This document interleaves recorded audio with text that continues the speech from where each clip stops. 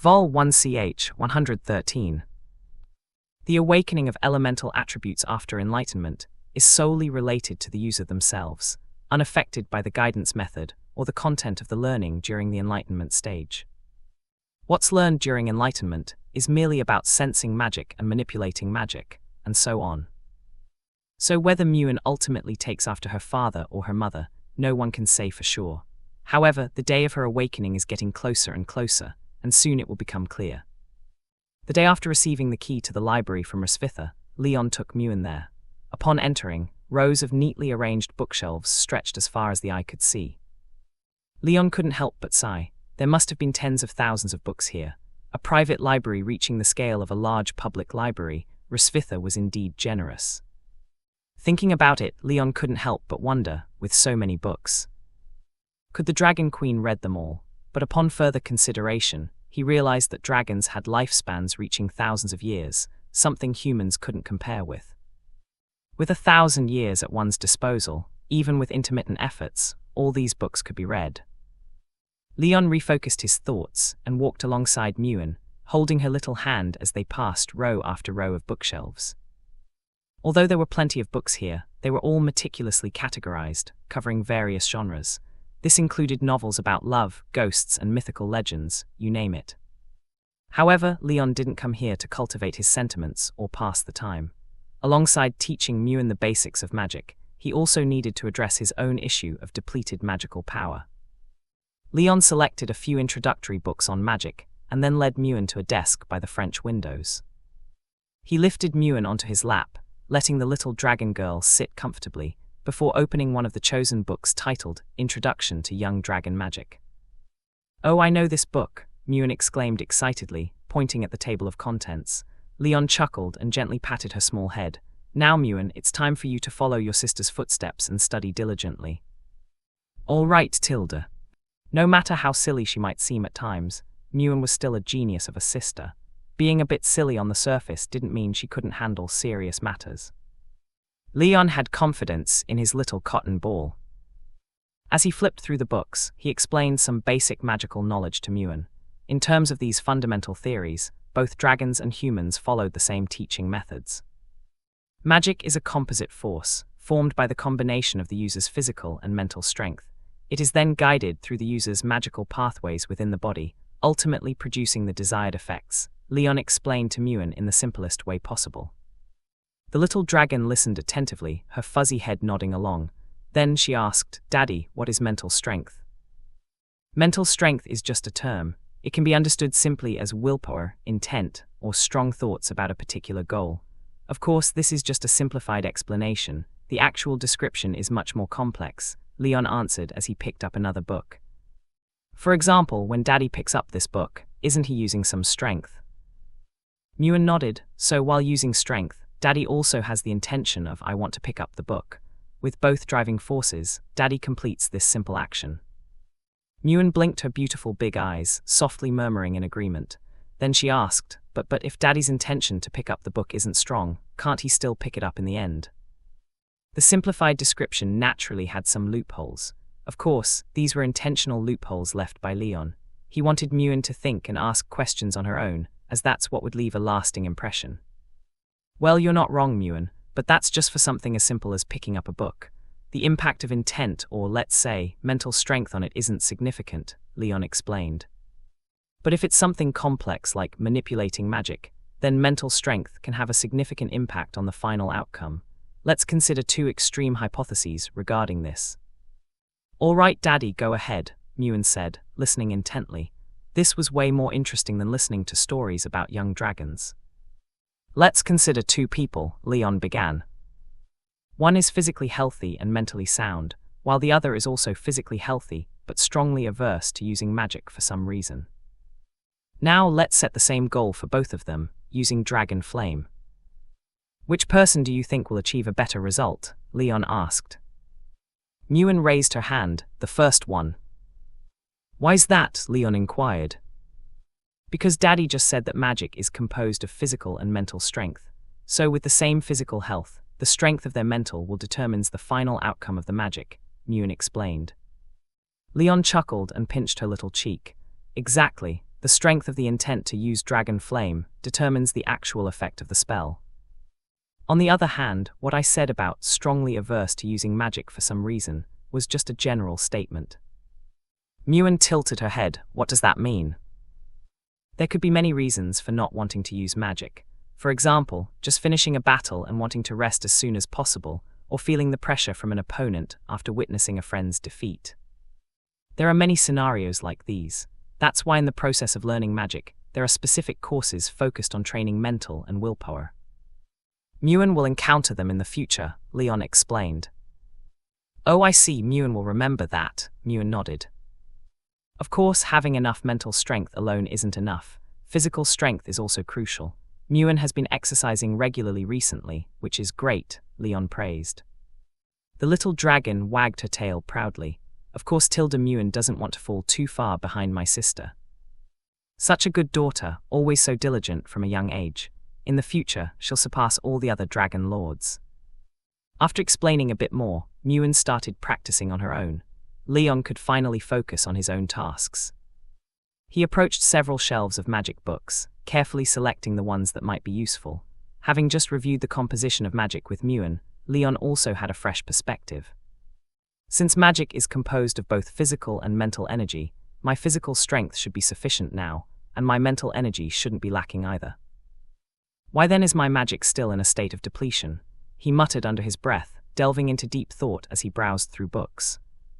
Is it impossible to generate magic? No. During the refining of dragon strength, and when sparring with Rosvitha, I was able to briefly use lightning elemental magic.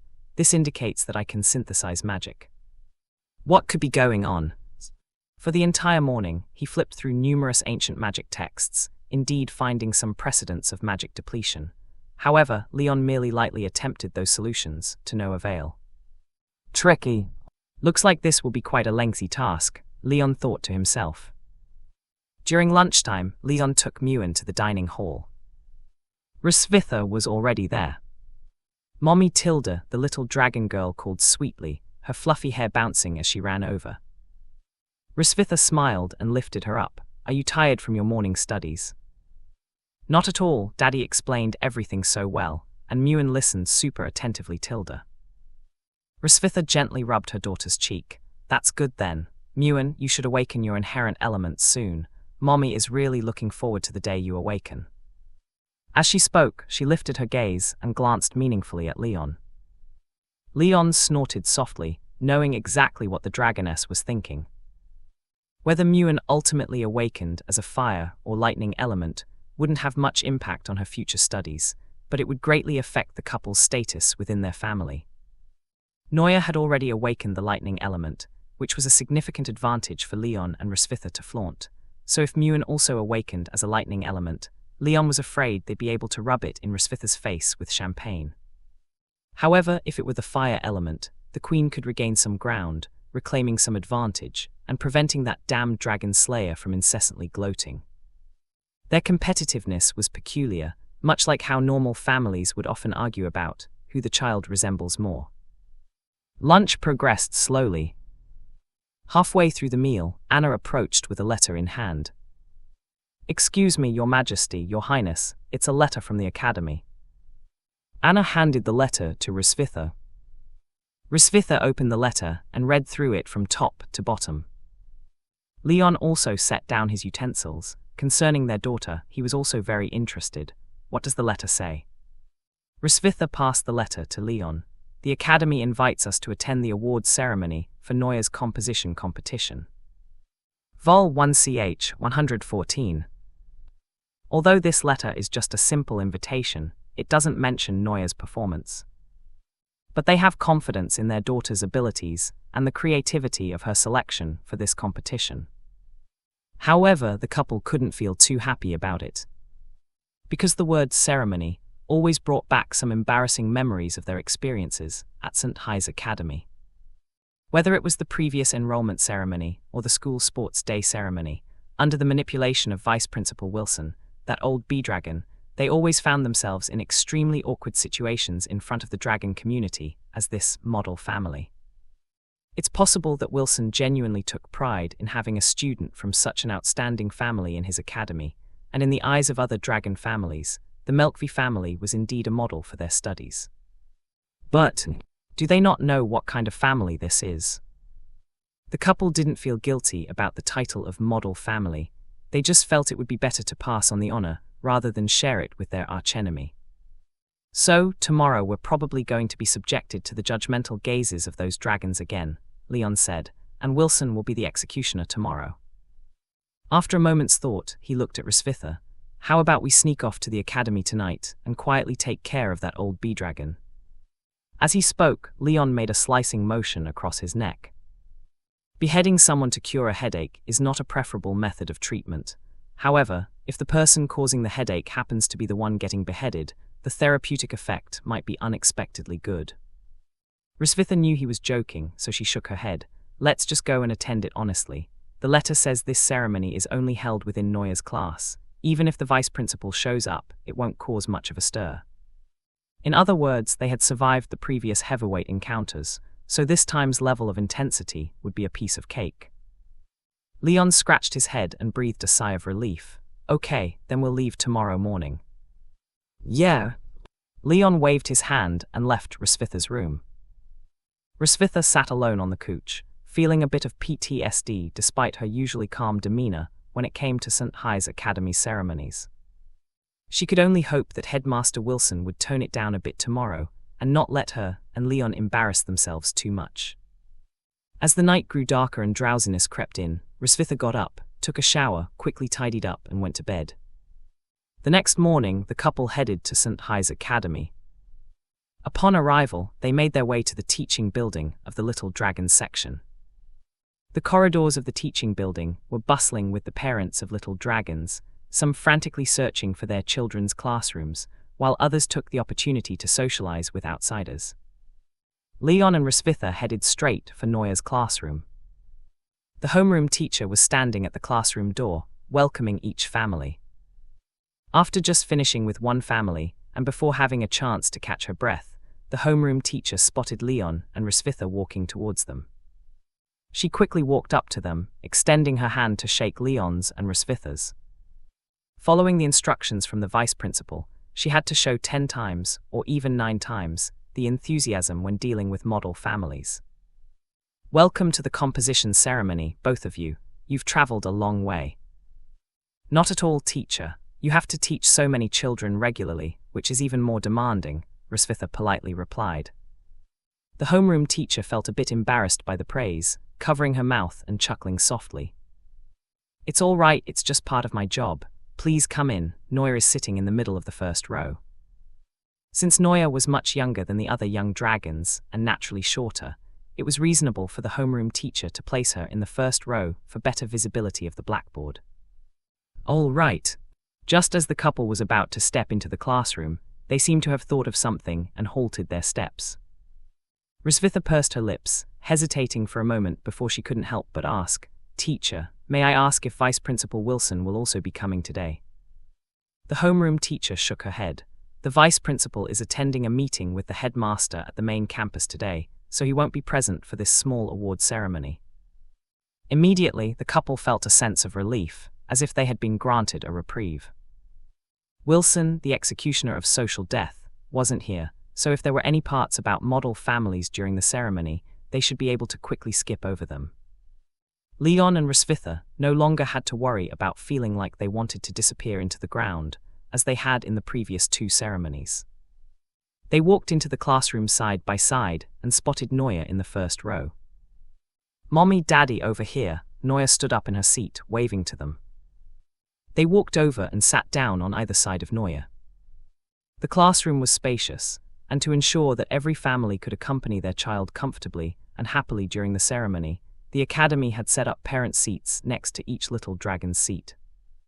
After taking their seats, Leon asked, The letter from the academy didn't mention the results of the competition. Have they not been announced yet? Neuer nodded. The teacher will announce the top 3 comprehensive rankings of the essays later, and then decide whether to publicly read them according to the students' wishes. Pausing for a moment, she blinked her beautiful eyes and looked at Leon seriously. Daddy. Leon was taken aback by his daughter's sudden seriousness. What is it? If I make it into the top 3, I want to read my essay. Can I? Noya asked. Leon seemed surprised, perhaps not expecting Noya to choose to read her own essay, even when given the option to respect the student's wishes. Although she was a very competitive child, she didn't enjoy being in the spotlight or showing off excessively. However, Noya always had her own thoughts and considerations, and Leon had always respected her choices. So Leon nodded in response. Of course. If there's a chance to read your essay, Mommy and Daddy will definitely listen attentively. Yes, Noya nodded eagerly. Then she turned to look at Rasvitha. Since their daughter wanted to read, Rasvitha naturally had no objections. However, the couple noticed a small detail that was different from usual. That was Noya asking Leon first this time, and after getting Leon's response, she then sought Rasvitha's opinion. Normally, she would have listened to her mother's thoughts first. Did you accidentally change the order, or is there some other reason? Well, it's just a minor detail. Leon and Rasvitha usually like to compete over their daughter, but there's really no need to argue about something like, who asked first. Less than 20 minutes before the little ceremony began, the parents also gradually arrived one after another. A family of 3 was whispering to each other, when suddenly a familiar name came from the classroom door. Lal, do you have confidence in this competition? Yes, Dad. That's good, even though Dad didn't read your essay, Dad believes in you. You'll definitely get a good grade. When the time comes, you must read it out loud in front of your classmates, understand?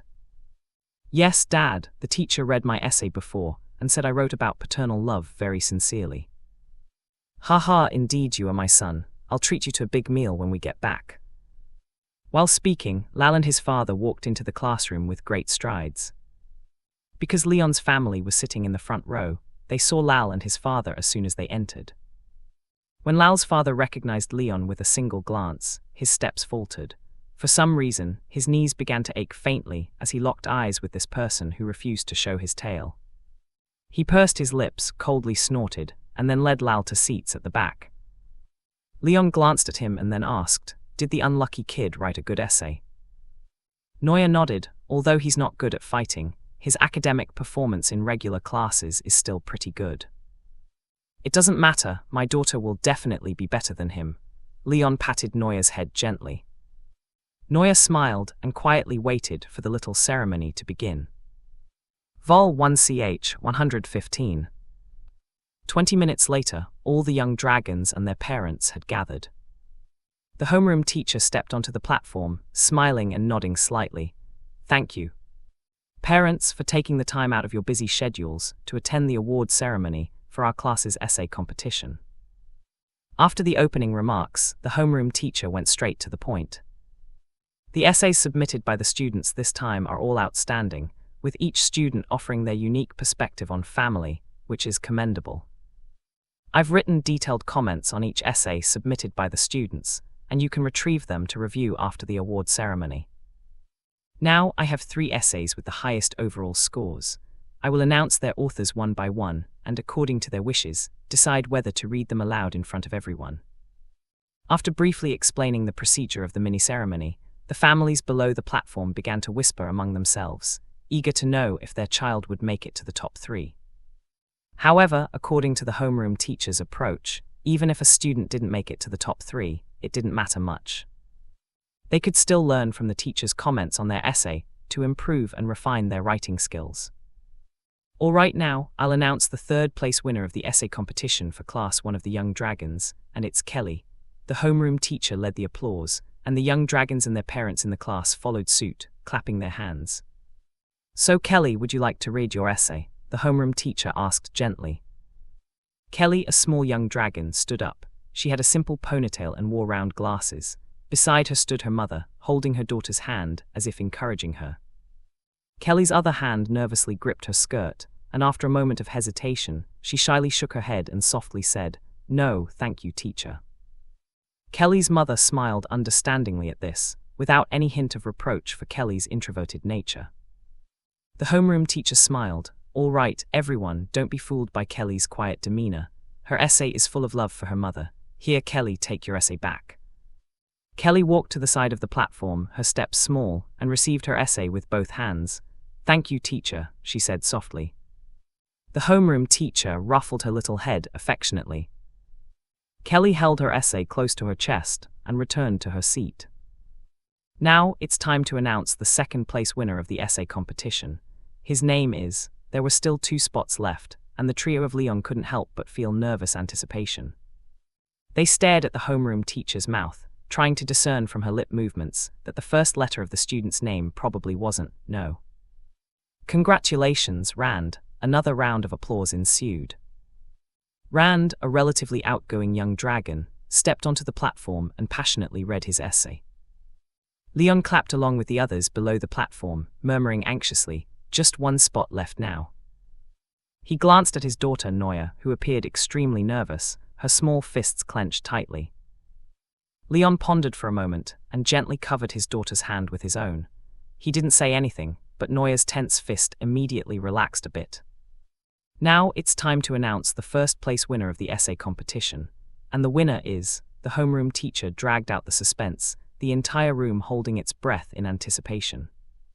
Especially Lal's father, who seemed almost eager to pry the homeroom teacher's mouth open to hear the name. Lal, congratulations, Lal. Before the homeroom teacher could even ask if Lal wanted to read his essay, Lal's father stood up from his seat, unable to contain his excitement. Thank you, teacher, thank you. Lal's achievement of first place is all thanks to you. However, considering that the theme of this essay was about family and affection, I must say I've also contributed quite a bit to it, Lal's father boasted, unable to restrain himself. Listening to Lal's father boasting there, Leon felt a mix of emotions. He hadn't expected that their unconventional parental love story wouldn't stand out. Indeed, it was quite unexpected. But as for feeling disappointed, it's something to digest slowly when alone. Leon shifted his focus to comforting his daughter. It's okay, Noya. Later, we'll look at the comments the teacher gave you, correct the mistakes, and bring out the best in your writing. Risvitha also held her daughter's hand.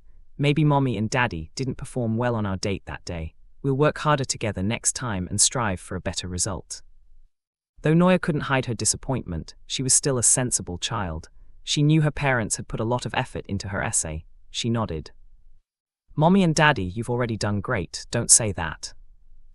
Risvitha smiled and ruffled her daughter's head. Meanwhile, Lal's father was still reveling in his triumph. The homeroom teacher had to interrupt him. Lal's dad, would you like Lal to read his essay now? Read it, of course read it. Lal, go ahead, read it to your classmates.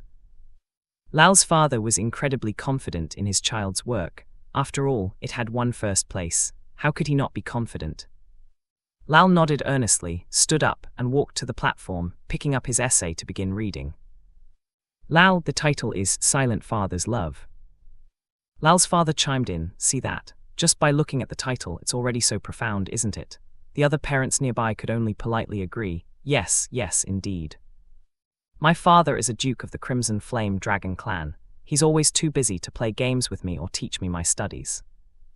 But I know my dad is busy with work. He actually loves me a lot, he's just not good at saying it.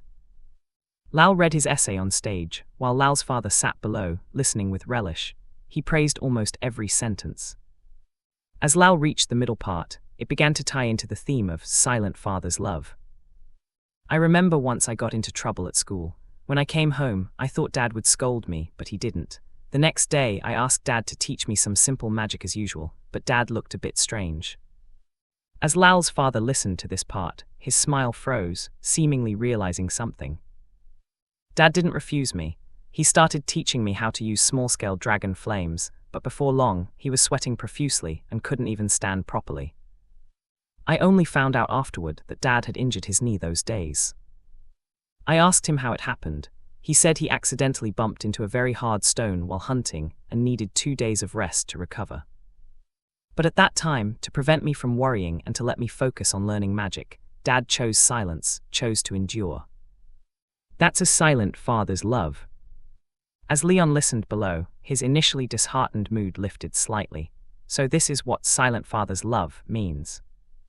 Child, you need to understand, being rendered silent by others and choosing silence oneself are completely different concepts.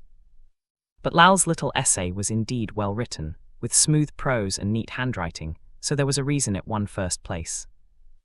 After all, one couldn't expect a 7- or 8-year-old young dragon to produce a masterpiece.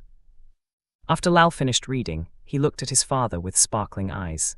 Even though he had lightly jabbed his father's knee, it didn't matter. First place. His eldest son had won first place. Lal's father stood up, giving his acceptance speech. Lal, Dad indeed loves you silently. Today you've repaid Dad with such a vivid essay. Even if Dad's other knee is injured, it's worth it.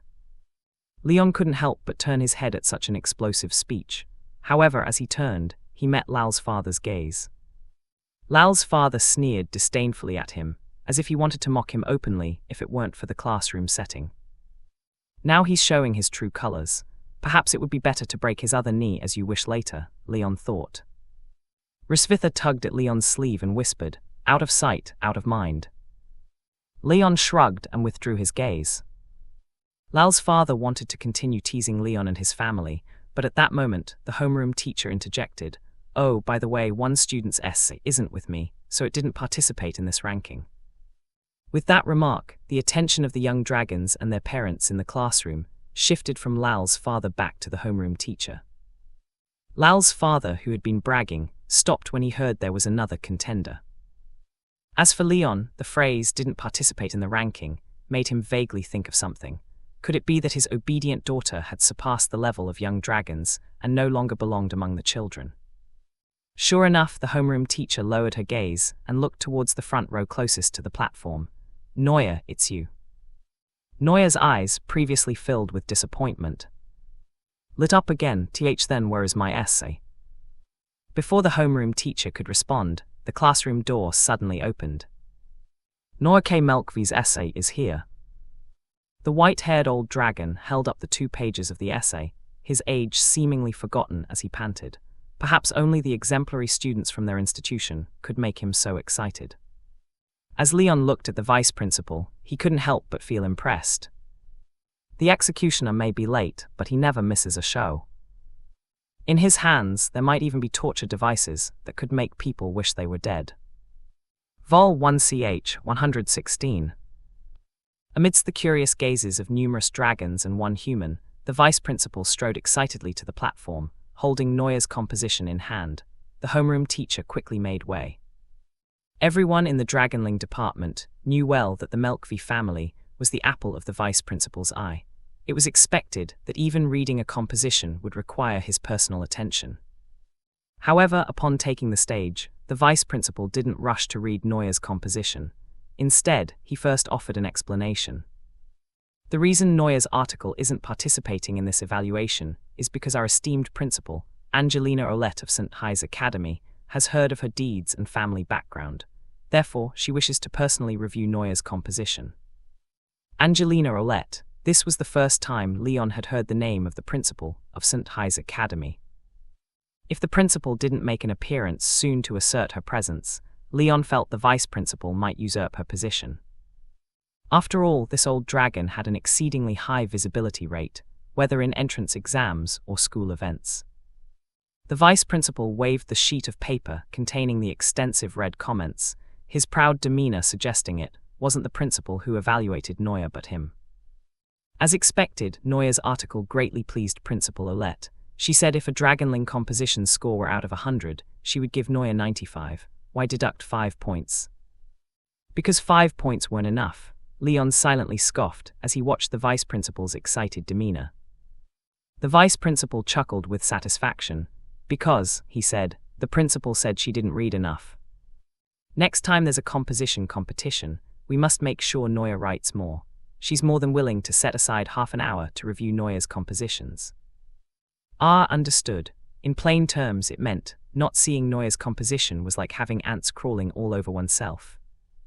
Setting aside the comments, the vice principal gazed out of the window, squinting beneath his white brows, and sighed. "Principal Olette's words remind me of the days when I was young, eagerly following a collection of essays by an author in a dragon newspaper. The author updated weekly, and after each reading, the following week felt like an eternity. It was as if there was an addiction coursing through my body, and only the next week's update could relieve it. I believe," he continued, "the principal might have gotten addicted while reading Noya's composition." The vice principal withdrew his gaze, turning to the homeroom teacher beside him. "By the way, teacher, has the ranking of the compositions in your class just been announced? The homeroom teacher nodded, yes. Upon hearing this, Lal's father sitting below felt a pang in his heart. He quickly stood up and said, Vice Principal, you're not thinking of revoking my son Lal's first-place ranking, are you? Let me tell you, this is my son's genuine achievement and cannot be revoked under any circumstances. Lal's father's words seemed well-founded, even putting himself in a disadvantaged position to gain sympathy from others. But upon closer examination, was his so-called genuine achievement truly genuine? Neuer's composition wasn't excluded from the evaluation deliberately, nor was it submitted late. It was sent to the principal, Angelina Olette, who held stricter standards and higher expectations for the content and quality of the compositions. Even under such circumstances, Neuer's composition received high praise, indicating its undeniable quality. So if Neuer had participated normally in the class evaluation, securing first place wouldn't have been an issue at all. Lal's father's supposed genuine achievement would have been second place at best. This is like having a top student and a true genius. Both of them scored a perfect 100 on their final exams. The top student proudly believes they've reached the level of a genius, unaware that their maximum score is 100, while the true genius scored 100 because the test itself was only out of 100. So how can this situation be broken? The answer is just like Neuer, by accepting more rigorous challenges and still standing out. Leon, Roswitha, and many parents present understood this principle, but Lal's father clung to that hardened first place. Even Lal couldn't bear it. He tugged at his father's sleeve and whispered, Dad, Neuer's grades have always been better than mine. If she participated normally, there's a high chance she would still be first. The kid's not mincing words. Am I your dad, or is Neuer your dad? Seeing Lal's father's reaction, the vice principal said calmly, Please rest assured, Lal's first place is well deserved. I won't revoke it or suppress his ranking. This is the honor he deserves, and no one will take it away from him. Indeed, there was absolutely no need to do so, Leon thought, for two reasons. Firstly, if Lal's ranking were truly changed from first to second, although no one cared how Lal's father would react with his antics, such a change would undoubtedly be a blow to Lal himself. Ever since the incident where he attempted to bully Neuer but ended up with a broken arm, this little dragon seemed to have become much more obedient, focusing on his studies and paying attention in class. Otherwise, he wouldn't have been able to achieve first place. As for the second reason, from the vice principal's tone and between the lines, it was clear that with the level of Neuer's composition, participating in the class evaluation was already meaningless. Indeed, those who were too strong often ended up not being counted in the final score. A good daughter follows her father. Hearing the vice principal's words, Lal's father finally quieted down. The vice principal also breathed a sigh of relief, then turned to the homeroom teacher, giving her a knowing look. The homeroom teacher quickly caught on and transformed into a supportive sidekick. Vice principal, since Neuer's composition is so excellent, why not read it aloud for everyone? Neuer, would you mind? Neuer stood up and looked at the vice principal. Sure. The vice principal's eyes narrowed into slits as he smiled. To personally read the composition of a model student from an exemplary family, what an honor it was. The vice principal was already eager to share this composition, which intertwined family affection and love with everyone present. Seeing the smile on the vice principal's face, Leon and Roswitha had started sweating profusely. The executioner and his deadly social death guillotine were both eagerly waiting. The couple's hands quietly found each other behind Neuer's seat, instinctively clasping tightly. Seeking warmth in numbers. No, not quite. In life or death, they would face it together. But, Neuer suddenly spoke again, I'd like to read it myself. The vice principal was taken aback. Yourself? Neuer nodded earnestly, yes. The couple, one on each side, raised their heads to look at their daughter's profile. Do you really have to do this, my dear? Do you have to snatch the guillotine from the old dragon's hands and hold it yourself, making your parents face social death? Sigh. Oh well, better to face it at the hands of your daughter than someone else. The couple relaxed their grip on each other's hands a bit, leaving only their fingers interlaced. They leaned back in their chairs, feeling deflated like balloons losing air. Naturally, the vice principal didn't refuse Neuer's request. "All right then, Neuer, please come up and read it." Neuer walked up to the podium, took hold of her composition, glanced down at her parents, and then began to read earnestly. "They are a loving yet peculiar couple. But that doesn't stop me from liking them to the core." Her tone wasn't as impassioned as the two dragon girls earlier. Instead, it leaned more towards Rosvitha's usual cool demeanor. However, within that coolness lay fervent emotions. Every emphasis was perfectly placed, not overly soft or affected. Especially the phrase, "liking them to the core." It didn't sound like something a young dragon girl could express.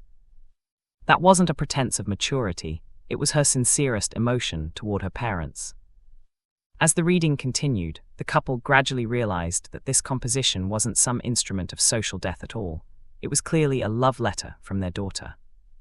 "It is they who made me understand that love is never a gamble but a journey, a two-way journey. If love were compared to a scale, then in my family, there's no doubt it always tilts towards me and my sister, because Mom and Dad have placed all their love on our side." Originally thought to be just a deviation from conventional love, but between the lines, it was brimming with Neuer's sincere and profound love for her father, her mother, and her sister.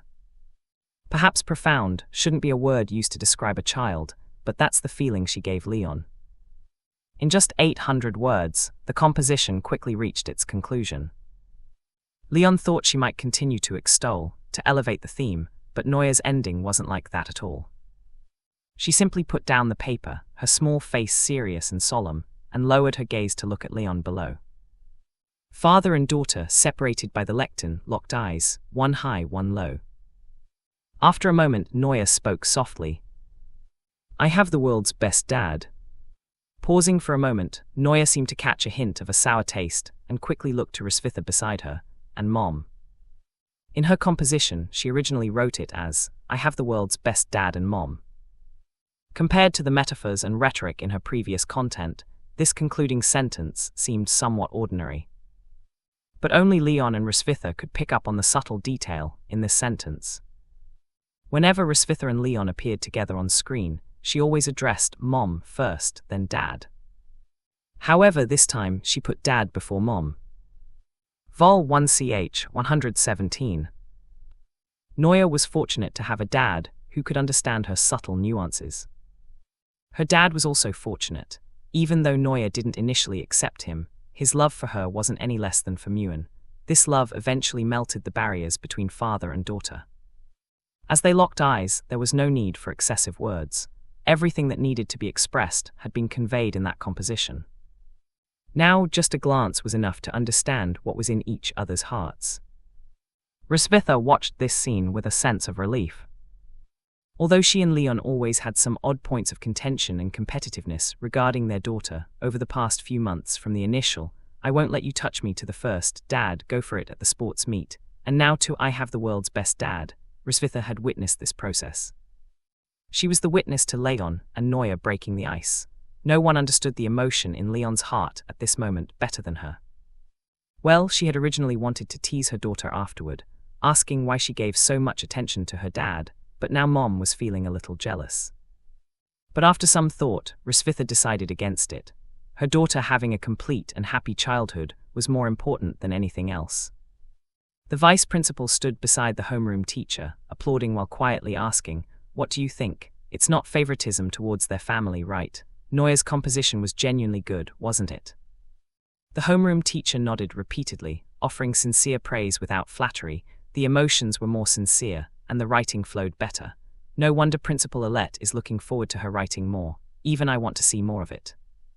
The vice principal jokes, "Then you should arrange more composition competitions, shouldn't you?" The homeroom teacher replied, "That's actually a good idea."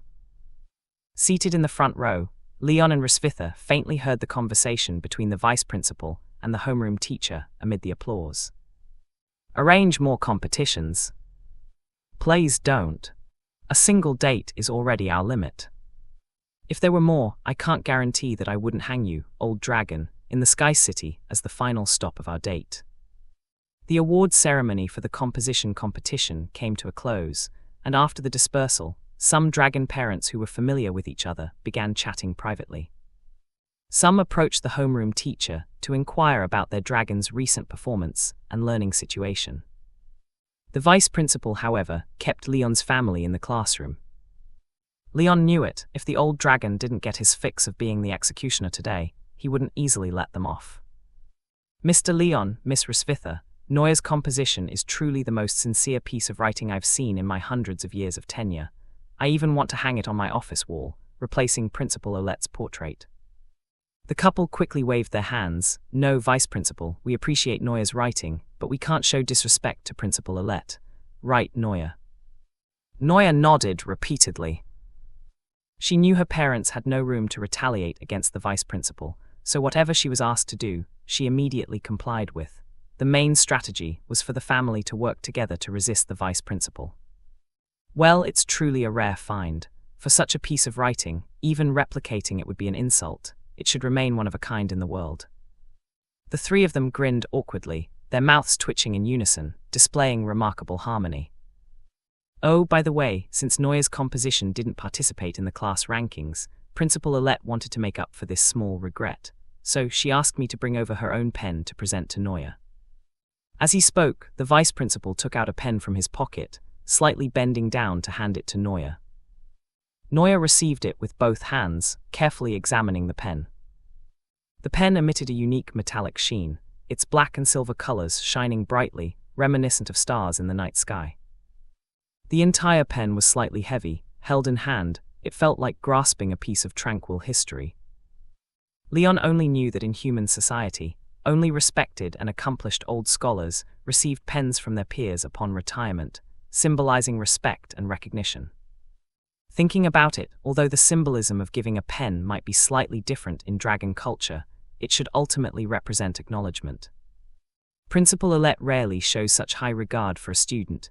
Neuer, your talent and hard work have earned you Principal Olette's recognition. Keep up the good work, the vice principal said, patting her shoulder.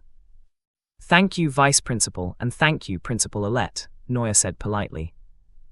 The vice principal straightened up, glanced at the couple and said, also, thank you both for raising such outstanding children for the academy. The academy will definitely live up to your expectations and nurture Neuer well. Risvitha nodded with a smile, exchanging pleasantries with the principal. Leon also wanted to say a few polite words, but when he thought about how the academy was grooming elites to fight dragon slayers, he didn't know what to say. Well, he could only silently hope that his daughter would take her time to graduate and preferably not skip any grades. Otherwise, Dad's little cotton jacket might just turn into a thorny vest. After a brief chat, the vice principal had work to attend to and quickly left. Today was Friday, and the award ceremony had taken up the last class of the day. That meant Neuer could now go home with Leon and Risvitha for the weekend. The family of three left the classroom and headed towards the academy's entrance. Neuer looked down at the pen in her hand. Although it was a gift from Principal Olette, she knew that writing that article was definitely not solely her own merit. She glanced at her dad, then at her mom, feeling a bit conflicted. What's wrong, Neuer? Risvitha noticed that her daughter seemed to have something on her mind and asked proactively. I think being appreciated by Principal Olette. You both helped a lot, so I think this pen should be given to you. But there's only one, Neuer said. I don't know who to give it to. The child was quite honest, admitting when she didn't know. The couple exchanged a glance and Risvitha spoke first. Give it to Dad. He laid the foundation for your cultural studies before you enrolled. He helped you a lot. Oh, Mother Dragon, when did your perspective become so broad? I thought you would argue with me about this too. Now it seems like I'm the one with the narrow perspective. Leon thought for a moment. No, if your perspective is broad, then mine needs to be even broader. Let's give it to Mom, Leon said.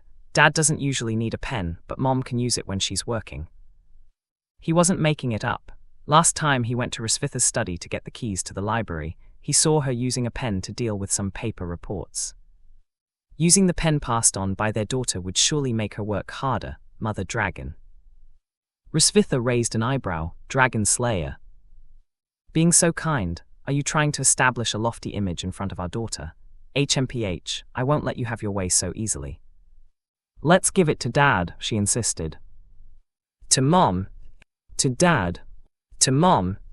To Dad's Tilda. To Mom. Noya felt like fainting. But before passing out, she shoved the pen into Rosvitha's hand. "I'll listen to Dad and give the pen to Mom." "What a smooth move. Good girl, you've learned quite a bit of social skills at the academy." Vol 1ch 118. They returned to the Silver Dragon Sanctuary before dinner. As soon as they heard noises in the courtyard, Muin hurriedly ran out, bouncing on her small legs, and then eagerly stuck to her sister. They did this every week and never got tired of it. Rosvitha had explained before that because most dragon clans were only children, once they had siblings, they cherished and relied on each other greatly. Thinking for a moment, Leon suddenly asked, "Did you behave like this with Isabella when you were younger? It's hard to imagine you begging for kisses from your sister." Rosvitha kicked him suddenly. Back to the story. Although Noya didn't win a specific rank in this essay competition, everyone understood that the champion was still the champion. The champion of the void was still the champion. Moreover, this was acknowledged by the headmaster himself, so it was still worth celebrating. At the lavish dinner table, Muin read her sister's essay from beginning to end several times. Then, shaking her fluffy head, she pointed to the content and asked Noya, "Sister, why is the word sister mentioned so few times in your essay? Why do you not love Muin anymore?" Noya didn't answer directly. Instead, she handed her sister a chicken leg, stuffing it into Muin's mouth. "What do you think?" Muin's taste buds, along with the part of her brain responsible for jealousy, were instantly conquered by the delicious aroma of the chicken leg. She put down the essay, nodded repeatedly, and mumbled with her mouth full, "Sister loves Muin. Everything is in the chicken leg." Noya ruffled her sister's fluffy head and then took back her essay, setting it aside. This dinner was enjoyed joyfully. After finishing their meal, Noya took Muin back to their room. Muin, feeling a bit stuffed from eating too many chicken legs, sprawled out on the bed in a big shape, slowly digesting. Meanwhile, Noya quietly retrieved her small wooden box from under the bed. Looking at the faint layer of dust on the wooden box, Noya felt a sense of emotion. It seemed like she hadn't put anything in there for a long time. A child surrounded by love wouldn't have the spare energy to try to prove that they are loved. Noya blew off the dust on the box and then opened it. Inside was still a piece of black metal shard, a note with her name written on it, and a handmade simple Rubik's Cube. She rearranged the items inside, making space, and then carefully placed her essay inside. Satisfied with the arrangement, Noya locked the wooden box and pushed it back under the bed. As she got up, she heard Muin humming on the bed, "Sister, Muin's tummy hurts tilde. You lie down right after eating so much, of course, you'll feel uncomfortable." Noya pulled her sister's wrist. "Come on, let's go for a walk outside, take a couple of rounds and then come back." Muin wriggled on the bed for a moment and then slid off, put on her shoes, and followed Noya hand in hand to the courtyard behind the sanctuary. Meanwhile, Leon and Rosvitha were cleaning up the battleground after dinner. It was the same old routine. He scrubbed, she rinsed. Leon might write an autobiography one day, and when someone asked him how he managed to get through the days when he was captured by the Silver Dragon Queen, he would say, "By washing dishes." In prison, you had to sew, but being captured only required washing dishes. In hindsight, being captured seemed more comfortable. Leon shook his head, stopping his wandering thoughts. "Did you put away the pen Noya gave you?" Leon found a topic. "Yeah, why? Regretting it and want to take it back," Rosvitha teased. Leon chuckled, "Am I as petty as you? Besides, you heard what our daughter said. She listened to her dad and gave the gift to her mom." Leon leaned closer to Rosvitha, proudly repeating, "She listened to her." Rosvitha lifted her hand, wet with water, and flicked some droplets onto Leon's face. Leon instinctively recoiled and hastily wiped his face. "See, you can't deny you're petty." Rosvitha glanced at him. "Idiot, get back to work." But speaking of gifts, Leon calculated the days. "Isn't next Tuesday your birthday?" During their last date, they had encountered a fortune teller named Afu. In the first round of calculations, they discussed zodiac fortunes, and Rosvitha had mentioned her birthday was on the 25th of October. Leon wasn't particularly concerned about Rosvitha's birthday at this moment. He just wanted to confirm so that on the day of her birthday, when the entire Silver Dragon Sanctuary was busy, he wouldn't be clueless about it, which could be detrimental to their fake family bond. Rosvitha's mind stirred slightly. Indeed, next Tuesday was the day she was born. However, it wasn't her birthday. The way dragons celebrate birthdays is a bit different from humans. Because dragons have extremely long lifespans, if they were celebrated every year, they would be celebrated hundreds or even thousands of times in their lifetime, which would become tiresome. So before reaching adulthood, dragons celebrate once a year, and after reaching adulthood, they celebrate once every 10 years. By the way, it's worth mentioning that in dragon culture, reaching adulthood isn't at 18 like humans, but at 20.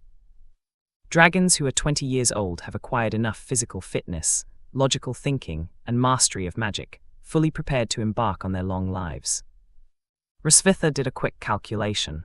Next Tuesday, she will be 218 years old, with 2 more years until her next birthday. She glanced at Leon and decided not to tell him about the once in 10 years birthday tradition, because she wanted to mess with his mindset. "Yeah, it's my birthday, so what? Are you going to give me a gift?" Hrisvitha asked. "I will gift you with a distance of 1,000 miles. How does that sound?" Leon replied. "HMPH, you dog of a man, if you're not giving a gift, don't mention it," Hrisvitha pouted. Leon shrugged, unfazed. After all, there's no tradition since ancient times where captives give birthday gifts to their captors, right? "But since you're not giving a gift, at least you should show some other kind of gesture, right?" Hrisvitha asked again. Leon blinked. "What gesture?" Hrisvitha pretended to think for a moment, then had a sudden idea. "You can organize my birthday this year." Leon was taken aback, pointing to himself. Me." Hrisvitha nodded. "With so many people in the Silver Dragon Sanctuary, and you being the queen yourself, surely there will be a lot of people lining up to celebrate your birthday. Do you really need me to organize it for you?" He resisted. This refusal indicated that organizing a birthday party would make him feel troubled and uncomfortable. "Fine, as long as you're uncomfortable, then I'm comfortable." That's how the Silver Dragon Queen thought. "Why not?" Hrisvitha set down the plate in her hand, put her hands on her hips, and turned to face Leon. "Last year you were still in a coma on your birthday, and the kids were too young. They were clamoring for you to wake up, and the birthday was utterly meaningless. Now that you're awake this year, don't you think you should make it up to us?" "Hey, you!" Hrisvitha interrupted Leon's prelude to a protest, speaking confidently. "Moreover, to put it nicely, as a model husband of a family, isn't it quite normal to celebrate your wife's birthday? Don't you want others to think our relationship is harmonious?" Leon was speechless, but he pondered Hrisvitha's words and caught onto a key phrase, "to put it nicely." So he curiously asked, "What about if we put it not so nicely?" Hrisvitha replied without hesitation, "Not so nicely, as a captive, what qualification do you have to negotiate with me? You'll do whatever I tell you to do." All right, that hit the spot. Leon thought about why the previous string of words sounded so pitiful, nothing like something Hrisvitha would say. Until this last sentence, the familiar formula, the familiar captive. Seeing Leon's reaction, Hrisvitha felt quite satisfied. After a few quiet days, Leon sighed and nodded. "All right, I'll make it up to you." If Hrisvitha hadn't mentioned the daughters just now, Leon might not have agreed so readily, but since she brought that up, Leon couldn't ignore the feelings of their daughters. Noya had just written in her essay how genuine her parents' love was. And she believed they were a loving couple. How could Leon disappoint his daughter? But not disappointing his daughter was one thing, but whether he could obediently listen to Hrisvitha and organize a birthday party for her was another matter entirely. He looked at Hrisvitha and asked, "So I'll give you a human-style birthday, I'm quite good at that." Hrisvitha shrugged, "Sure, it's up to you, but if you can't satisfy me in the end, you'll have to come up with something else, got it?" Leon chuckled, raising his hand, "I promise you'll be satisfied." Hrisvitha glanced at the hand in front of her without much hesitation. She extended her hand and clasped it with Leon's, their palms meeting in agreement. And thus the deal was sealed. Vol 1ch 119. Next Tuesday is Hrisvitha's birthday. Leon has plenty of time to prepare. The first step is to figure out what Hrisvitha likes. Leon knows what she doesn't like, cilantro. However, since it's her birthday, Leon doesn't plan on playing pranks with such childish things. Making her frustrated is one thing, but the most important thing is not to spoil their daughter's excitement. Actually, Leon doesn't know much about Hrisvitha's preferences. She doesn't usually express her likes and dislikes directly, often adopting an attitude of "this is fine, but if it's not this, it's okay too." After being Rosvitha's captive for so long, Leon only knows that she likes oranges. Even her ice cream has to be orange-flavored. Apart from that, there's not much else. But for a birthday, preparing only oranges wouldn't suffice.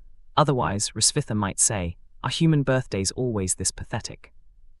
With no clear plan in mind, someone conveniently knocks on the door. Leon got up to open the door, finding Neuer and Muen there. "Daddy, it's time for class," Muen exclaimed. Leon squatted down, holding her small hand, and smiled. "Even on Saturdays, don't you want to rest?" Muen shook her head, saying seriously, "Sister didn't rest on Saturdays during her magic lessons, so Muen wants to be like Sister." Upon hearing this, Leon glanced at Neuer beside him. The eldest daughter nodded silently. "All right then, Daddy will take you to the library. Neuer, do you want to come too?" "Yes, I do. Let's go." Leon carried Muen while holding Neuer's hand, and the father and daughters went to the library together. After finding several relevant books, Leon settled Muen on his lap and began teaching her as usual. Neuer, on the other hand, obediently sat opposite them, engrossed in studying a more advanced book on magical theory. It was a bit surprising that Neuer could understand the supplementary reading materials, usually reserved for high-grade students, Leon thought to himself. Redirecting his focus, Leon opened the book in front of him. "Muen, today we're going to learn about another way to use magic circles," Leon explained. Muen stared at him with her beautiful eyes, listening attentively. "In this world, magic comes in many forms, and there are various ways to use it. Magic circles are one of them," Leon elaborated. "The purpose of a magic circle is to assist the user in achieving a certain spell more easily. For example, if a user's magical burst isn't strong enough, they can accumulate magic within the circle and release it all at once to achieve the desired effect. Of course, this is the most basic way of using it. The more proficient you become in magic, the more abilities the magic circle can offer, providing greater assistance to the user." Let's give an example. Like Muen, you like eating pan-fried steak, right?" At the mention of this, Muen's drowsiness disappeared instantly. She nodded vigorously, her tuft of hair on her head also perking up excitedly. Even Neuer, sitting across from them, couldn't help but set down her book at the mention of steak, looking up at Leon. It wasn't that she was interested in steak, she just wanted to see how her dad would connect steak with magic circles. To make a delicious steak, it can be roughly divided into 2 steps. 1. Find a cow. 2. Process the cow right, Leon asked. Muen nodded. Now, the processing step involves many complicated procedures. Muen, do you want to skip these tedious steps and go straight to enjoying a delicious steak? Leon continued. Yes, Muen replied eagerly. So why don't we design a magic circle that integrates cutting magic and fire magic? With this, you just need to push a cow into the circle, and when it comes out, it will be transformed into a pot of steak. For a moment, Neuer didn't know how to describe her dad's analogy. She couldn't say it was nonsense, because the method Leon mentioned could indeed be realized. However, nobody would waste magic and time to create a magic circle, specifically for producing steaks. It's just for occasional amusement. But upon reflection, Neuer understood why Leon used such a strange analogy. When he tutored her before she entered St. High's Academy, Leon was serious and used highly efficient learning methods and techniques throughout. Leon knew that this teaching style suited Neuer, and indeed, his approach was successful. He helped Neuer reach the level required to pass the entrance test for the academy in just 1 month. As for Muen, being a lively and active young dragon, she couldn't be serious. Naturally, Leon didn't try to force her in that direction. Instead, he used a method that Muen was more familiar with and interested in, cooking steak. Watching her sister listening so attentively, Neuer knew that their dad often used this method when teaching her. Indeed, he was the best father in the world, skilled at guiding his daughters. Neuer smiled to herself, lowered her head, and continued reading her book. Oh, I understand, Dad, Muen exclaimed. Great, let's move on to something a bit more complicated, Leon continued. The afternoon teaching session quickly passed by. Before dinner, Leon took his 2 little dragon daughters outside to enjoy the evening breeze in the courtyard. Muen sat in his lap, while Neuer sat beside him. The cool breeze tousled Muen's tuft of hair as it gently brushed against Leon's face. He gazed at the setting sun in the distance and suddenly asked, "By the way, Mew and Noya, do you know what Mom usually likes?" Leon decided to inquire from his daughters first. However, he didn't mention Rosvitha's birthday. He wanted to surprise them on her birthday as a compensation for their disappointment last year. I know, Mewan piped up. Leon's eyes lit up. It seemed raising his little cotton ball wasn't in vain. She was really helpful in critical moments. So what does Mom like? Leon asked expectantly. Mom likes Dad, she really likes him, Mewan exclaimed proudly. Leon chuckled softly. Well, if you put it that way, it's not wrong at all. In your and your sister's eyes, your mom and I are like the ultimate power couple of pure love. Dad, why aren't you saying anything? Did Mewan say something wrong? Mewan leaned against Leon's chest, tilting her little head up to look at him. Leon lowered his head and gently pinched her cheek. You're absolutely right, sweetheart. Mom likes Dad, but Dad wants to know if there's anything else she likes. Maybe something to eat or play with. Mewan's eyes filled with confusion instantly. Well, it seemed like she wouldn't be able to come up with anything when asked directly. Leon turned to Noya, who was sitting quietly beside them, gazing at the sunset in the distance. The crimson light reflected in her eyes, reminding her of the day when Mom and Dad had their date under this beautiful sunset. Unfortunately, at the last moment of the date, Anna blocked her and Noya's eyes, saying that children couldn't see. Oh, Noya remembered. Mom said that the lifespan of the dragon race is too long, and everything beautiful has its expiration day, the day it's no longer liked.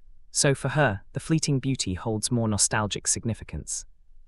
This was what Anna told Noya when she wanted to capture the moment when Mom and Dad were holding hands and walking on the beach. She glanced sideways at Leon. This is the best I can come up with. Is it the fleeting beauty? Leon pondered over the phrase. Although he still hadn't pinpointed something he truly liked, at least he now had a rough direction. Just you wait, Mother Dragon. I will definitely arrange a birthday that satisfies you and is unforgettable. As for how it will be unforgettable, we'll play it by ear, let's see. Vol 1ch 120. After lunch, Leon and Rosvitha found themselves chatting again while washing dishes together. In truth, they didn't have much time to chat throughout the day. Rosvitha was busy handling various matters for the Silver Dragon clan, while Leon had to guide Mewan in magical enlightenment. Moreover, both of them held the mindset of, am I so full that I'm looking for someone to chat with? Their approach was essentially non-essential, non-communicative. However, there were still some things Leon needed to clarify. Your birthday is coming up in a few days, and you're going to follow human birthday customs completely, right? Leon asked. Rosvitha nodded, yes. Okay, then if you don't mind me asking, how old will you be this year? 18. You're 18. Leon was so excited, he almost wanted to add an expletive to express his astonishment. 200 years old. Rosvitha turned her head to look at him, her beautiful eyes squinting into two curved slits as she smiled. Then she straightened up and asked, what does age have to do with birthdays? Aren't they all just routines? Leon shook his head. While the routines may generally be the same, there are still some different details. Details? Leon glanced at her, then lowered his head to continue washing the dishes. He didn't explain further, only saying, you'll find out when the time comes. Rosvitha pursed her lips. Being mysterious now, are we? Leon shrugged, not giving a response. Rosvitha didn't pursue any other topics either. After finishing the dishes, Leon didn't hurry to leave as usual. Instead, he went to Rosvitha's balcony and looked out towards the mountains behind. Rosvitha dried her hands and walked out of the kitchen, watching Leon's back on the balcony. She asked, what are you looking at? Nothing, just taking a look around. Weird. Rosvitha muttered to herself, not pressing him further. She turned and went to the study alone, continuing to tackle the piles of work. After some time passed, when she finally looked up to relax, she realized that Leon had already left. Rosvitha frowned slightly. Coming and going as he pleases, treating my room as his own. Looks like I'll have to give Mr. Leon a lesson in etiquette when I have the chance. The Queen snorted coldly, then lowered her head to continue working at her desk. In the afternoon, Leon took his two daughters to the library. While preparing for Rosvitha's birthday, Leon didn't forget about his own affairs. He continued to search for a solution to his magic depletion in Rosvitha's private library. Muin obediently did the homework Leon left for her on the desk by the French windows. If there were any parts she didn't understand, Noya could explain them to her. As evening approached, Noya found a book about young dragons for Muin to read as relaxation after class. Immediately, she glanced towards the row of bookshelves in the library, where her father seemed to be searching for something. Noya pondered for a moment, then got off her chair and walked over slowly. At that moment, Leon was engrossed in reading an ancient tome. "Dad, are you looking for something?" Noya asked as she approached. Upon hearing her question, Leon smiled and placed the ancient tome back in its original position. Nothing much, just browsing, passing the time. He didn't want his daughters to know about his magic depletion. Not only would it cause unnecessary worry for them, but it might also reach Rosvitha's ears. From the current situation, it seemed that Rosvitha was unaware of his magic depletion. At most, she probably thought his body hadn't fully recovered yet, which was why he hadn't been using large-scale offensive magic. If that mother dragon were to find out his true condition, he would undoubtedly be subjected to a barrage of "you're so incompetent" remarks. Moreover, Leon understood the importance of keeping a low profile. It was better not to leak any information until he had fully recovered. Unfortunately, despite spending the entire afternoon researching, Leon still hadn't found the source of the problem. Just as he had initially suspected, it was going to be a long process. Luckily, Leon had enough patience when it came to problem solving. He adjusted his mood and looked at Noya. "Is Muin's homework done?" "Not yet, but it will be soon," Noya replied. Then she added, "I think with your teaching efficiency and Muin's learning speed, she should be ready for magical enlightenment in about half a month." Leon nodded, his gaze drifting towards the French windows not far away, where Muin was diligently doing the homework he had assigned her. "I wonder what Muin's innate elemental affinity will be." Noya also looked at her sister's cute and serious profile and chuckled. "Will it be fire or lightning?" Rosvitha had previously told Leon that almost all dragonkin awakened with a natural affinity for fire, but Noya was different. She was aligned with lightning, just like Leon. Leon had asked before if Noya, being the only one with a lightning affinity in a class full of fire elemental dragons, would face bullying or isolation. After all, children with their immature minds often perceive special and different as being outliers, and isolation is a common occurrence. But Rosvitha said it wouldn't happen. She mentioned that there's a small probability for dragonkin to awaken with elemental affinities other than fire, and that's not unusual. Leon felt relieved upon hearing this. His eyes flickered as he crouched down and asked, "So, do you think Muin will awaken with lightning or fire?" Noya rubbed her chin as she thought. "Mom's affinity is fire, Dad's is lightning, and mine is also lightning, so to balance Mom's feelings, if I were Muin, I would try hard to awaken the fire element." Leon chuckled at Noya's words. He affectionately ruffled her hair. "Awakening to a particular element isn't something you can decide just by trying hard." Noya scratched her head and grinned. "It's just wishful thinking. By the way, Dad, speaking of the lightning element." "Yeah, what about it?" "In a little over a month, St. High's Academy will be on winter break.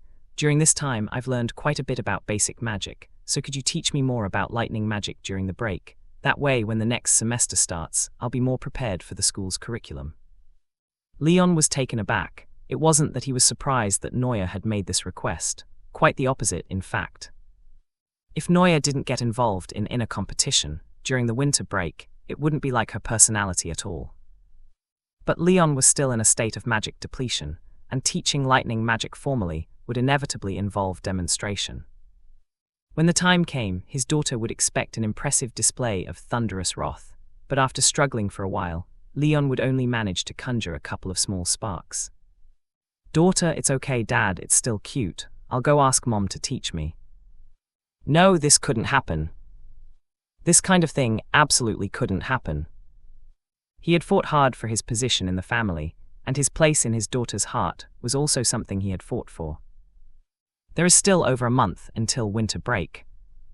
Leon pursed his lips, gritted his teeth, and agreed, "All right, no problem. Dad will teach you more about lightning magic when the time comes." Noya's eyes lit up and her face couldn't hide her joy. She leaned forward and hugged Leon's neck, gently kissing his cheek. "Thank you, Dad." Noya happily ran off to find Muin. Leon breathed a sigh of relief silently.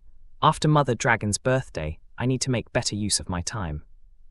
Vol 1ch 121. It was past 11 o'clock on Tuesday night, less than an hour before Rosvitha's 218th birthday came to an end. However, the birthday star had yet to return. Leon had initially planned to bring Mune along, wanting to surprise the mother and daughter, and make up for last year, when Mune had missed seeing her father wake up on Rosvitha's birthday. But it was already so late, and Mune had long since fallen asleep. Noya had returned to St. High's Academy yesterday morning. Tomorrow, when Mune woke up, he could happily tell her, "Guess what, sweetheart? Dad managed to catch Mom's birthday this year." Mune would surely be delighted, but the question remained, what about tonight? The reason Leon had agreed to organize Rosvitha's birthday party in the first place was largely due to her mentioning their daughters. But now, with the daughters busy with school and sleep, it seemed as if he had organized this birthday surprise specifically for Rosvitha. Leon sat on the sofa in Rosvitha's room, sniffing, "Crafty Mother Dragon, next year I won't bother with your birthday." For now he would just make do. Yes, just make do. Meanwhile, Rosvitha was walking to her room, carrying several gift boxes. Although dragons only celebrated their birthdays every 10 years as adults, inviting friends and family to attend a banquet, it didn't mean they wouldn't receive small gifts on the actual day. The gift boxes she held contained presents from her sister Isabella, from the head maid Anna, and from a few female classmates she had gotten along well with during her earlier years in school. She had stayed a little longer at work tonight to handle some matters, which was why she was returning so late. She had wanted to go check on her daughter, but usually by this time Mune would have been asleep, so Rosvitha decided against it. Besides, she hadn't seen Leon all day except at the dinner table. Maybe he was hiding because he hadn't organized the birthday well. Rosvitha shook her head, deciding not to speculate. It seemed like tonight would just end like this, without anything special. She returned to her room, about to open the door, only to find it slightly ajar. Through the crack, she could see that the room was dark. Rosvitha, with her hands full of gift boxes, blinked, pondered for a moment, then gently pushed the door open with her shoulder. "Leon, are you in my room?" Boom! As soon as she stepped into the room, the lights suddenly came on, followed by a muffled sound. Several streamers gently fell onto Rosvitha's silver hair. Rosvitha was slightly startled by the sudden sound, and before she could react, her eyes were covered from behind.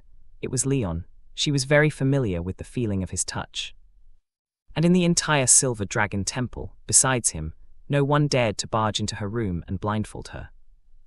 Damn it, where was the power captives should have? Oh well, captives weren't supposed to celebrate their own birthdays anyway. Thinking about this, Rosvitha felt a little relieved. "Happy birthday, Mother Dragon," came the familiar voice from behind. Rosvitha didn't struggle, just stood quietly in place, holding the gifts. The scoundrel. He had actually managed to surprise her without her noticing. After a brief moment of joy, Rosvitha teased, "Wouldn't it be better if you replaced Mother Dragon with my name?" "Next time, I promise." Rosvitha chuckled. "So, is it a human custom to blindfold someone and wish them a happy birthday?" Leon thought for a moment. "Not entirely. Now slowly walk towards the living room. There's another surprise waiting for you." Rosvitha shrugged and began to move slowly, with Leon standing behind her, gently guiding her and watching her steps. "Raise your feet a bit higher. There's a step at the entrance." "Okay." Side by side, the couple slowly entered the living room. Rosvitha sniffed the air and detected the scent of burning candles. She was puzzled. Did they also light candles for birthdays? Was this another human custom? But just as she was about to ask, she caught a faint scent mixed in. Creamy scent. Cream. Damn it.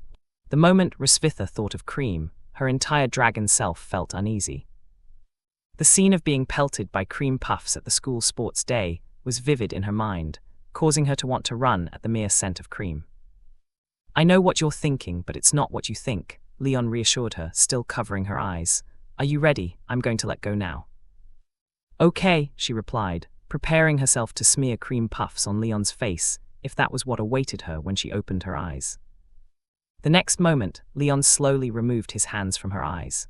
After Rosvitha adjusted to the light in the room, she looked down and saw a huge cake in the living room. The cake was at least as big as a coffee table, explaining the strong smell of cream. There were also small pieces of fruit on the cake, mostly oranges with strawberries and mangoes as decoration. In addition, on the top layer of the cake, there was a line of words written in jam: "Happy birthday, Risvitha." Risvitha looked at the spectacle in front of her and couldn't help but marvel slightly. She had seen many cakes and received many birthday wishes before. But to combine the two and make the cake so exaggerated in size, she had never seen anything like it before. Risvitha set aside the gifts she was holding and asked, "Do humans always eat cake on birthdays?" "Yeah, it's a kind of tradition," Leon replied. Risvitha nodded thoughtfully. "Are they all this big?" "No, not all of them. This is what I meant earlier when I said that although birthdays follow a certain pattern, the details can vary. I only see a cake bigger than my coffee table. What details are you talking about?" "The candles, count them. There are exactly 218 candles, matching your age." There were indeed quite a few candles, but Risvitha didn't bother to count them. It was no wonder Leon had gone for such a big cake. There was simply no room for over 200 candles on a smaller cake. She approached the oversized cake, the light from the candles reflecting in her silver eyes. Although she didn't quite understand why humans had such customs for birthdays, the novelty of it all left Risvitha quite satisfied. She was impressed by Leon's ability to prepare such a large cake in just a few days and keep it all a secret. Was he truly the greatest dragon slayer, capable of hiding his whereabouts so effectively? Even Risvitha had thought he was trying to deceive her. Risvitha extended her delicate fingers and lightly scraped some cream from the cake, then tasted it. It was very sweet, yet not at all overwhelming. It was 1,000 times better than cream puffs. The sweetness lifted her spirits and she smiled. Turning around, she complimented Leon. "You did a good job. Human birthdays are quite interesting." "It's not over yet," Leon said. Risvitha's eyes lit up. "Is there something else?" Unexpectedly, she found herself looking forward to what else humans might come up with. Seeing Leon's sly smile, Risvitha walked over to the cake with him. He pointed to the candles on the cake and said, "Blow out the candles and make a wish."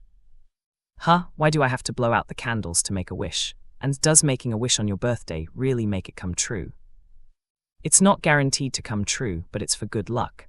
And blowing out the candles is a must, otherwise the cake can't be moved." Risvitha looked at the 218 candles and couldn't help swallowing nervously. "Do I really have to blow them all out? Can't I skip it?" "No, you said you wanted to strictly follow human customs." Leon's smile became more mischievous. "Your Majesty, please blow." Risvitha squinted at him, any trace of joy or gratitude that had just arisen within her quickly dissipating. "Dog of a man, I knew you wouldn't honestly celebrate my birthday." Fine, she would blow, but if he wanted to play games, he shouldn't expect an easy time either. Grabbing Leon's arm, Risvitha and her husband leaned down together in front of the candles on the cake. "Let's blow them out together." "Why do I have to blow out the candles with you on your birthday?" Leon's heart skipped a beat, trying to resist. "Blowing out candles with the queen should be an honor for a captive like you, shouldn't it?" Hurry up." Risvitha tugged at his sleeve, showing a kind of determination that she wouldn't let go until he blew. Fine dug a hole for himself and jumped in. The couple exchanged glances, then took a deep breath simultaneously, filling their lungs to the brim, and then blew towards the 218 candles in front of them. Huff, huff, cough, cough. One candle after another extinguished, until both of these hapless spouses were out of breath. Only then were all the candles finally extinguished. They leaned on each other's shoulders, breathing in the fresh air. After a slight relief, Risvitha glared at him. "Humans are really boring. How could such a custom exist?" "Come on, under normal circumstances, there are usually just a dozen or two candles, maybe 20-something. Who's like your dragon race, with hundreds of candles every time?" Risvitha scoffed, straightening up, and then make a wish over the cake. "Yeah. Can you wish for anything?" Leon nodded. "Yes, but it's just for good luck. There's no scientific basis, so don't blame me even if it doesn't come true." "Oh, can I say my wish out loud?" "Up to you." Risvitha turned to look at the cake, then closed her eyes and clasped her hands together. "I wish." Leon also listened intently, curious about what this mother dragon could wish for. "That my captive never escapes." Leon rolled his eyes, his native language turning into speechlessness. Mother Dragon, wishes don't work like that. You mind your own business, it's my birthday, and I'll wish for whatever I want. Leon waved his hand, not willing to argue with her. He picked up the large cake knife nearby. We can eat the cake now. Which piece do you want? Risvitha rubbed her chin, her gaze wandering back and forth on the large cake, finally settling on the words, Happy Birthday. This one. Leon cut that piece and handed it to Risvitha. Then he cut out the part of Risvitha from the left side of Happy Birthday and placed it in front of himself. Risvitha frowned. What are you doing? Eating Risvitha, Leon replied calmly. You. He took a bite. The jam inside tart and sweet. After finishing, he couldn't help but comment, Risvitha tastes really good. Risvitha gritted her teeth inwardly.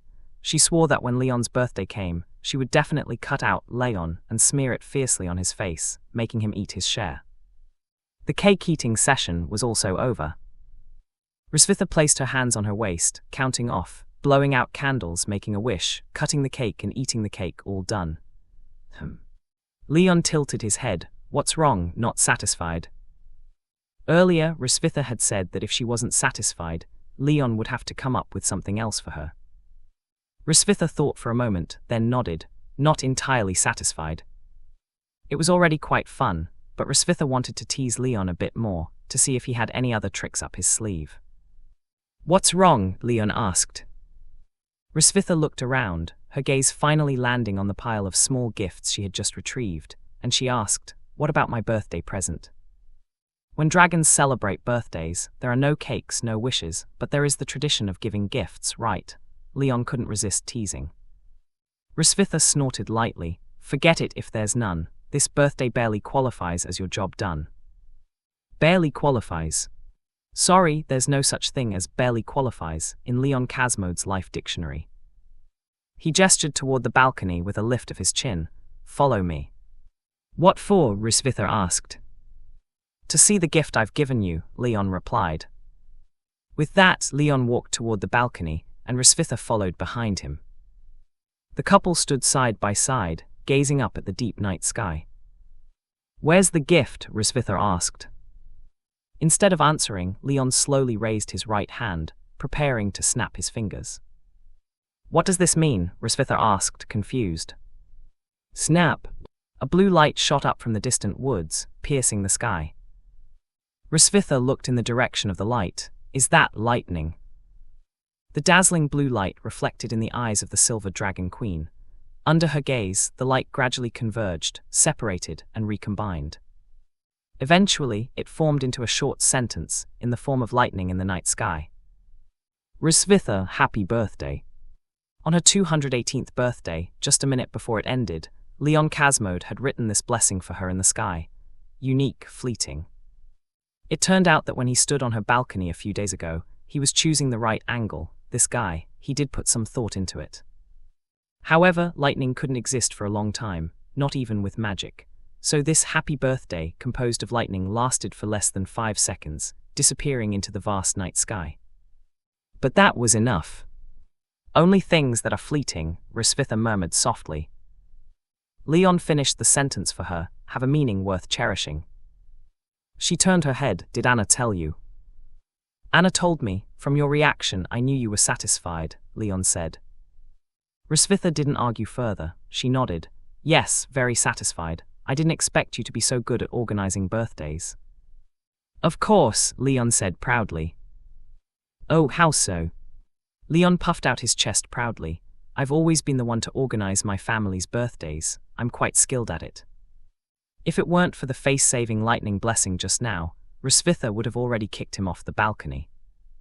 Vol 1ch 122. The next morning, after studying for over an hour, Leon took Muin for a walk in the temple's backyard to take a break. The father and daughter sat on a bench under the shade of a tree, discussing what they had just learned.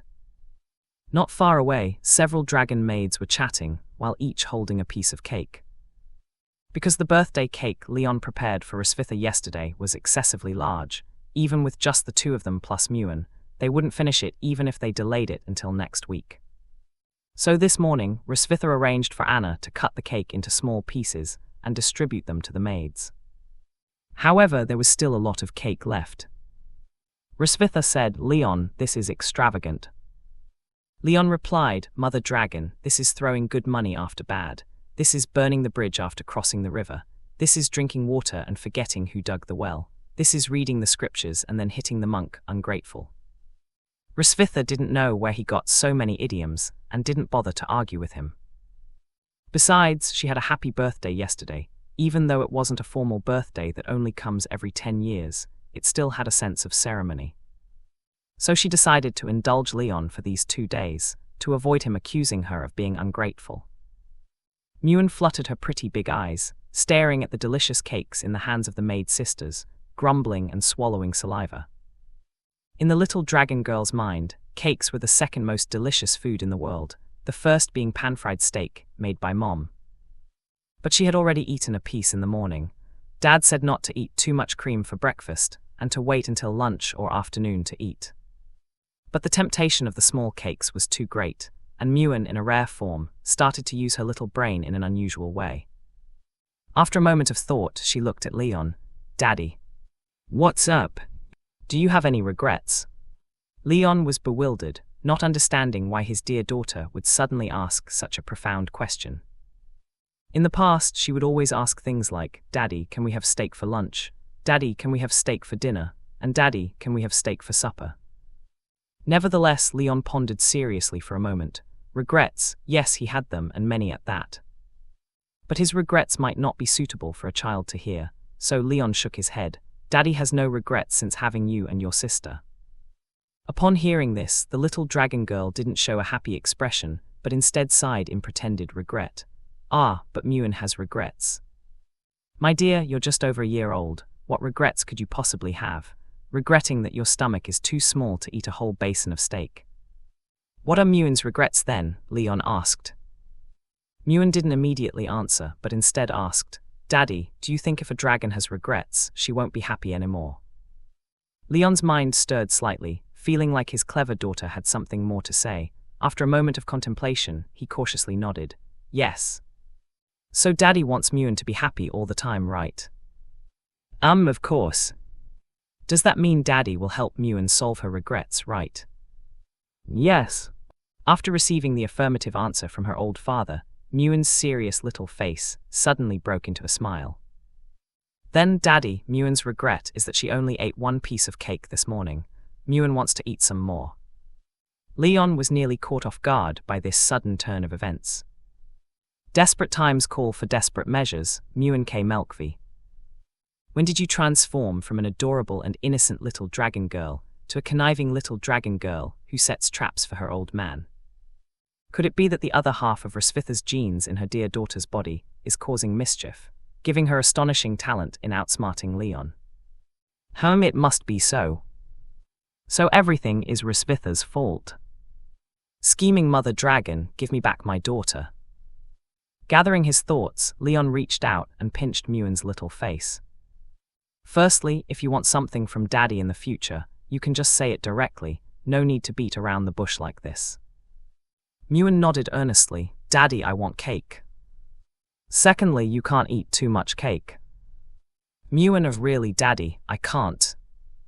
Leon, you can't. Muin brev 3 brev, really can't. Leon's eye twitched slightly. "No, you really can't." Muin, Japanese letter C, Daddy tilde tilde Daddy tilde tilde tilde. Leon covered his face with both hands, thoroughly defeated. 3 daddies turned the mightiest dragon slayer into a daughter's slave. "Fine, I'll buy you 50 steaks to hear me out." After compromising, Leon raised a finger. 1 piece, and at most, you can have 1 more. "Yay, Daddy is awesome, long live Daddy."